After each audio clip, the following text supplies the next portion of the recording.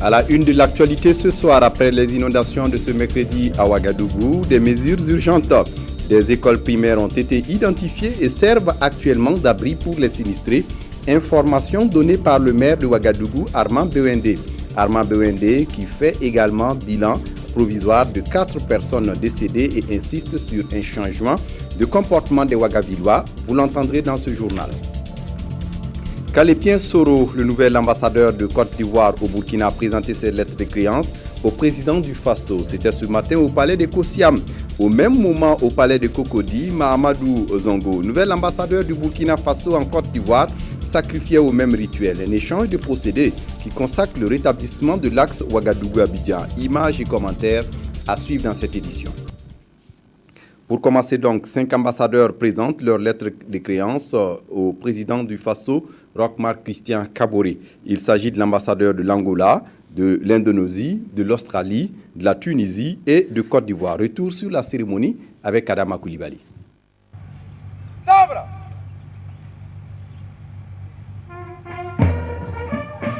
Il est 10 heures lorsque l'ambassadeur extraordinaire et plénipotentiaire de la République d'Angola auprès du Burkina Faso foule le tapis rouge de Kosiam. Mario Félix a une longue carrière d'ambassadeur qu'il a conduit en Tanzanie, en République démocratique du Congo, en Allemagne ou encore en Côte d'Ivoire, d'où il dirigera les relations diplomatiques entre son pays et le Burkina Faso puisqu'il réside à Abidjan. Ari Purwanto, lui, est l'ambassadeur extraordinaire et plénipotentiaire de la République d'Indonésie au Burkina Faso, avec résidence à Abuja au Nigeria. Titulaire d'un master en droit, il a occupé plusieurs postes au sein du ministère indonésien des Affaires étrangères avant d'être nommé entre 2008 et 2011 ambassadeur de son pays en Finlande et en Estonie. Le troisième diplomate à présenter ses lettres de créance au président du Faso est Andrew Burns, ambassadeur extraordinaire et plénipotentiaire de la République d'Australie auprès du Burkina Faso. Diplômé de l'Université de Stockholm, il a occupé diverses fonctions, dont la dernière directeur pour l'Afrique centrale, occidentale et australe au Haut Commissariat australien. Il a pour résidence Accra au Ghana.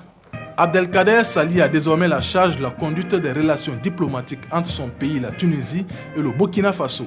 Ambassadeur extraordinaire et plénipotentiaire, il a une riche carrière de près de 30 ans dans la diplomatie et a travaillé dans plusieurs représentations de son pays. Il réside à Bamako, au Mali. Le dernier ambassadeur extraordinaire et plénipotentiaire à présenter ses lettres de créance est celui de la Côte d'Ivoire. Précédemment ambassadeur au Libéria et en Sierra Leone, Kapelesien Soro représente désormais son pays au Burkina Faso avec résidence à Ouagadougou. Titulaire d'une maîtrise en lettres modernes et d'un diplôme de cycle supérieur de l'École nationale d'administration d'Abidjan, il a enseigné avant d'embrasser une carrière de diplomate depuis bientôt 20 ans. Au même moment, l'ambassadeur de Côte d'Ivoire présentait ses lettres de créance au président Roch-Marc Christian Kaboré à Ouagadougou. Une cérémonie similaire se déroulait à Abidjan. Le nouvel ambassadeur du Burkina Faso en Côte d'Ivoire a en effet été reçu par le président ivoirien Alassane Ouattara au palais de Cocody. Comme vous pouvez le voir sur ces images, avant sa nomination hier en Conseil des ministres, Mahamadou Zongo était conseiller spécial du Premier ministre Paul Kaba Thieba. Maître de conférences en sociologie, il est spécialiste des questions de migration. Marié et père de 3 enfants, il a désormais la mission d'œuvrer à la normalisation et à la dynamisation de l'axe Ouagadougou-Abidjan. Merci à la RTI pour ces images. Au carnet d'audience du président du Faso, la coordinatrice du système des Nations Unies au Burkina a été reçue ce matin par Roch-Marc Christian Kaboré. Elle est allée faire le point des engagements du Burkina Faso vis-à-vis des objectifs du développement durable. À sa suite, le président du Faso a aussi accordé une audience aux représentants résidents de la Banque mondiale au Burkina. Cheikh Kanté est allé discuter de PNDS avec Roch-Marc Christian Kaboré. La synthèse avec Moumouni Soubega. La paix et la gouvernance, des priorités qui tiennent à cœur le système des Nations Unies. Au palais présidentiel de Kosiam, la coordinatrice résidente du système des Nations Unies au Burkina vient aborder ces questions avec le président du Faso. Comment faire en sorte que le pays, étant donné qu'il y a eu adoption du PNDS, que le programme de développement social et économique soit mis en œuvre. Le deuxième point, c'était autour de l'importance de l'institution telle que le Haut Conseil pour la réconciliation et l'unité nationale. Le troisième point s'agissait justement les engagements du Burkina Faso au niveau global, mais surtout pour la population. Le représentant résident de la Banque mondiale au Burkina, lui, a parlé développement avec le président Kaboré. L'institution de Bretton Woods annonce son soutien au pays des hommes intègres à travers le PNDES, considéré par la Banque mondiale comme un référentiel de qualité. Nous sommes prêts à accompagner ce document, donc sa mise en exécution, qui doit donc passer très bientôt par l'organisation d'une table ronde des bailleurs de fonds et des investisseurs, donc pour assurer son financement. Le représentant résident de la Banque mondiale félicite de ce fait le Burkina pour avoir élaboré ce référentiel de développement, un document qui prend en compte les attentes du peuple burkinabé selon Cheikh Kanté. On en vient à présent à la page entretien de ce journal. Hier en Conseil des ministres, le gouvernement a adopté le plan national de développement économique et social PNDS pour la période 2016-2020. Le gouvernement compte sur la mise en œuvre du PNDS pour réformer les institutions et moderniser l'administration, mais aussi développer le capital humain et dynamiser les secteurs porteurs pour l'économie et l'emploi. Tout cela fait beaucoup et pour comprendre davantage, le ministre de l'économie, des finances et du développement est notre invité. Adizatou Rosine Koulibaly, bonsoir. Bonsoir.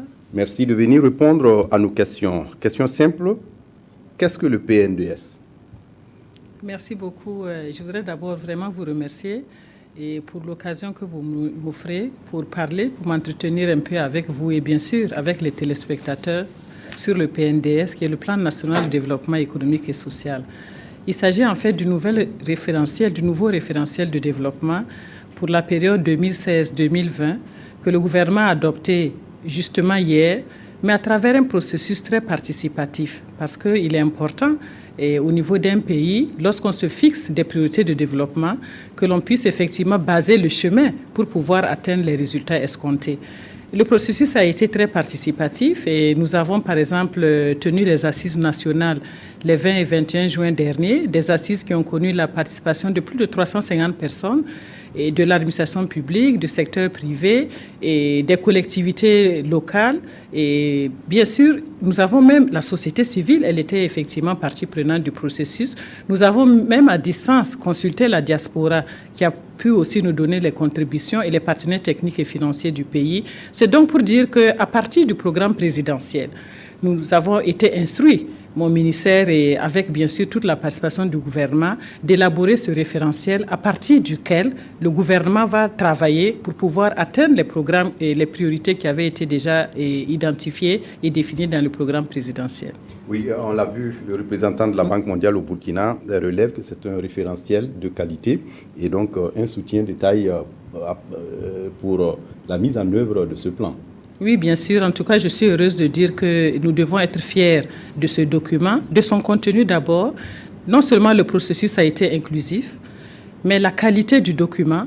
Et nous avons vu ce qui se fait dans d'autres pays. En tout cas, je peux dire ici que c'est un des documents de très bonne facture que le pays effectivement a eu à produire. Que ce document retrace les priorités, mais qu'il est ambitieux en même temps. Il est ambitieux et il est novateur. Parce qu'il ne s'agissait pas seulement d'afficher un taux de croissance de au moins 8% pendant la période, 8,5% pendant la période, mais il s'agissait d'identifier exactement les secteurs porteurs de croissance. Il est novateur en ce sens que c'est une croissance que nous avons voulu pro-pauvre, c'est une croissance que nous avons voulu pro-jeune et c'est une croissance que nous avons voulu pro-emploi. Pourquoi ? On s'est rendu compte par le passé que le Burkina avait atteint des taux de croissance de plus de 6%, mais malheureusement, la pauvreté est restée massive. Et donc, la croissance n'a pas profité à la majeure partie de la pauvreté. C'est pour cela que vous allez voir justement dans ce nouveau référentiel que nous avons estimé qu'il faut des secteurs, le secteur de l'agriculture doit être un secteur prioritaire, que c'est l'agriculture, mais non seulement améliorer la productivité dans le secteur agricole, mais de nous assurer qu'il y a une transformation transformation, une création de valeur dans le secteur agricole. Je crois que ça, c'est un élément important. Nous avons pensé que la question des infrastructures et de l'énergie, c'était des facteurs bloquants sur lesquels nous sommes en train de mettre l'emphase. Mais l'énergie, pas l'énergie, seulement l'accès à l'énergie, mais l'énergie propre. Ce qui fait que nous sommes aussi en phase avec les priorités au niveau international, parce que de plus en plus, nous sommes rendus compte qu'avec les questions de changement climatique, c'est d'ailleurs l'occasion aussi de regretter en tout cas tout ce qui se passe en matière d'inondation et les difficultés dans lesquelles se retrouvent certaines populations. Donc toutes ces questions d'économie verte sont prises en compte effectivement, et la question de technologie de l'information et de la communication, parce que ce sont aussi des secteurs novateurs qui peuvent donner des opportunités aux jeunes. Donc voilà un peu j'allais dire le socle de ce programme. Ça, c'est un peu l'axe croissance inclusive, promotrice d'emploi, ça c'est le premier axe. Mais nous avons l'axe aussi du capital humain en ce sens qu'il faudrait bien sûr que ce soit l'être humain qui porte le développement, et en ce sens, nous sommes amenés à répondre aux besoins de la population en matière d'éducation, en matière de santé et d'accès à l'eau potable, mais en matière de formation, mais une formation qualifiante qui leur permet effectivement d'accéder à des emplois. Donc ça, c'est un aspect important. Et il y a aussi bien sûr la question de la gouvernance.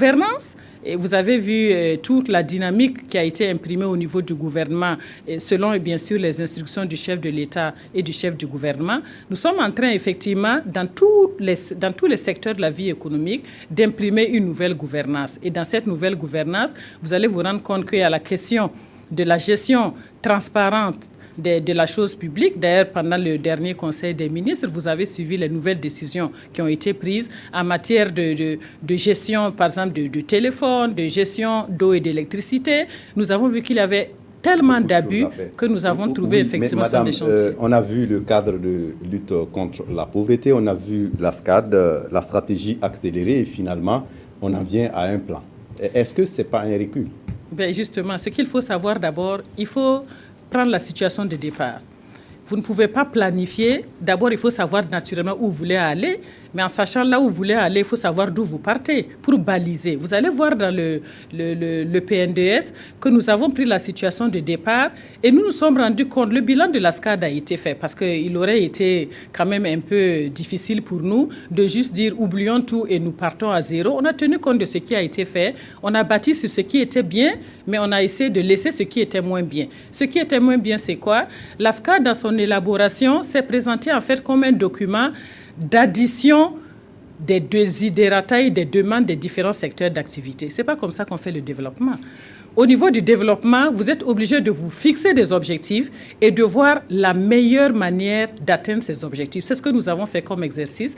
C'est pour ça qu'il y a eu un cadrage au niveau du budgétaire, d'abord au niveau des priorités, et nous avons essayé de voir si nous voulons atteindre un taux de croissance de 7,7 à 8%, quels sont les secteurs sur lesquels nous allons travailler, mais tout en nous disant que nous voulons des secteurs qui vont créer de l'emploi. Ça, c'est quand même un choix politique fort que nous avons voulu effectivement imprimer. Et ceci dit, donc, nous avons fait des affectations au niveau des secteurs, c'est-à-dire a priori. A priori, nous avons dit, tel secteur d'activité, voilà le niveau d'investissement que vous devrez atteindre pendant la période pour pouvoir inverser la tendance actuelle. En somme, du réalisme par rapport à la politique que vous voulez mener dans les 5 ans à venir. Mais Madame le ministre, comment ce plan sera financé? Bon, bien sûr, chaque plan, effectivement, appelle des besoins de financement. Et je voudrais d'ailleurs remercier les partenaires techniques et financiers. J'ai vu que la Banque mondiale était partie au palais pour rendre visite au chef de l'État. La Banque mondiale a décidé de nous accompagner au niveau de l'organisation d'une table ronde des partenaires techniques et financiers.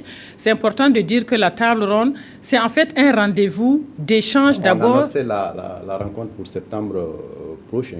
Non, c'est le dernier trimestre de l'année 2016, c'est ce qu'il faut retenir. Parce qu'il y a des réglages de salles, de disponibilité, etc. Donc, en tout cas, c'est le dernier trimestre de l'année. Donc, la Banque mondiale s'est prononcée pour nous accompagner comme chef de file et elle va fédérer, puisque c'est la banque, elle va fédérer les autres partenaires pour nous accompagner dans l'organisation de la table ronde. Mais nous avons tenu à dire que c'est d'abord notre plan à nous.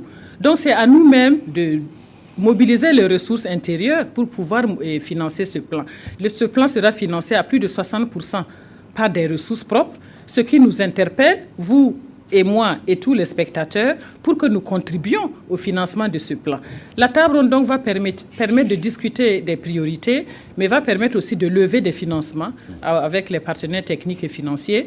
Il y a aussi des partenariats que nous allons nouer avec le secteur privé, les partenaires publics-privés.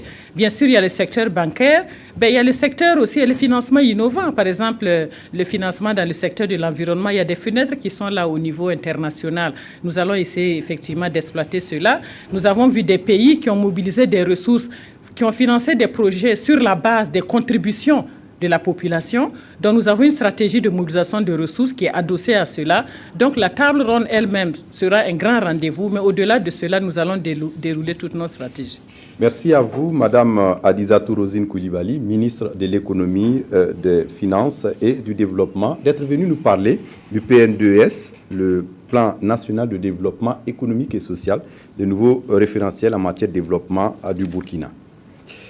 La Banque agricole du Burkina, bientôt une réalité. Le projet était au centre d'une rencontre ce matin à Ouagadougou. Experts, techniciens et autres banquiers étaient conviés ce matin à une rencontre pour réfléchir au contenu du projet, mais aussi à une feuille de route. Abdelaziz Yadibou.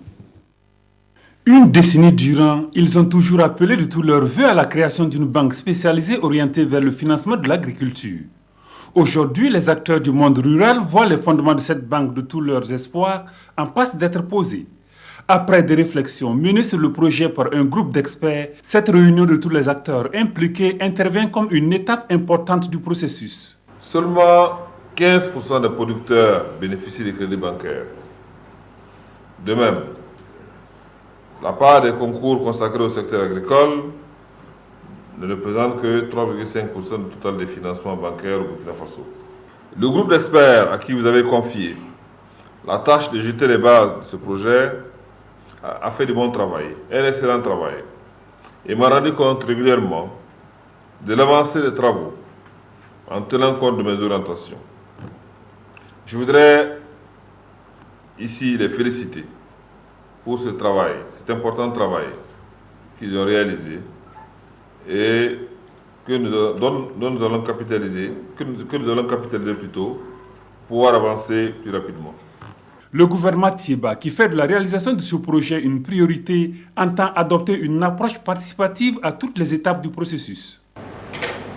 10 ans de plaidoyer couronnés par un succès. Les mots aujourd'hui nous manquent pour traduire ce que nous ressentons au fond de nous-mêmes.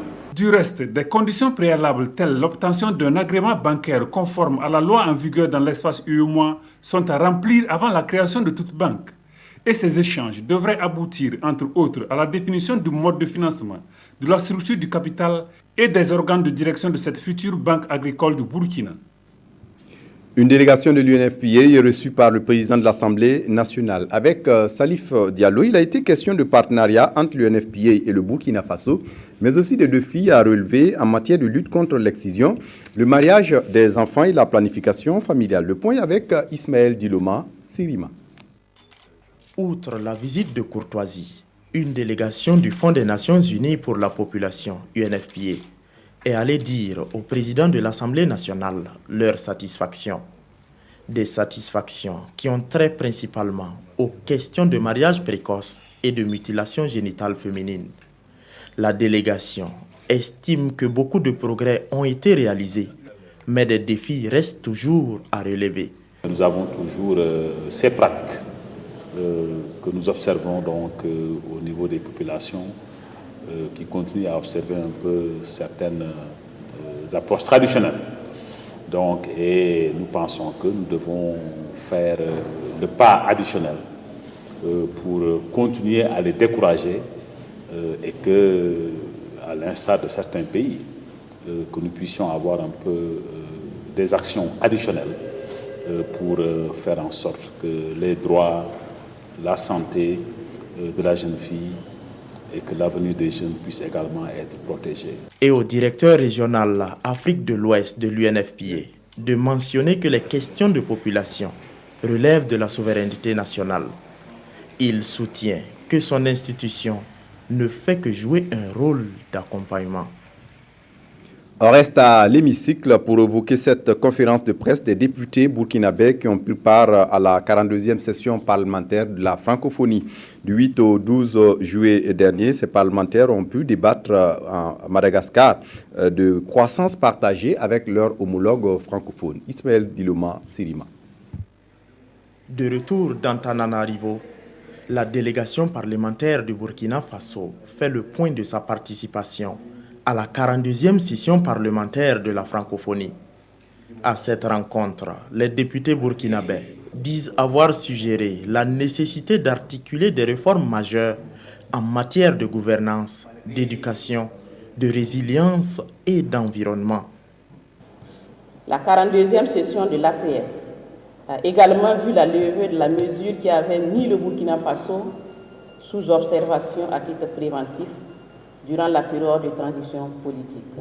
Plus d'une dizaine de résolutions ont été prises à la 42e session parlementaire de la francophonie.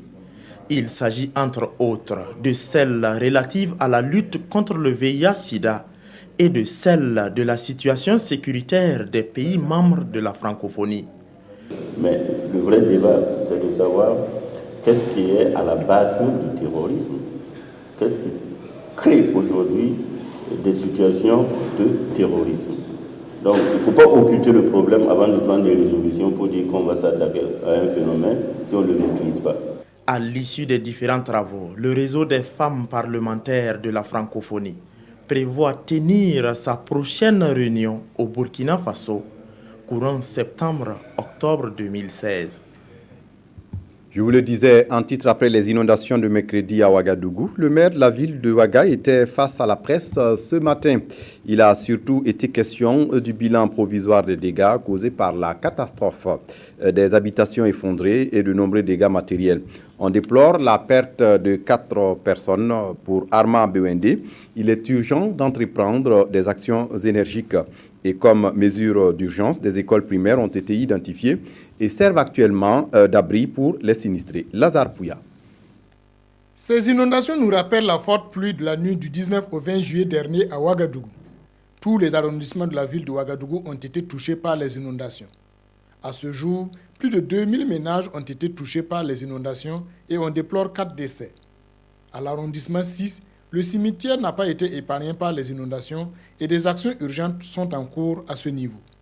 Principale cause de ces inondations, les caniveaux bouchés par des ordures de toutes sortes et l'occupation anarchique de certains caniveaux. Face à cette situation, le maire de la ville de Ouagadougou, Arma Bewende, a rencontré ce matin les hommes de médias.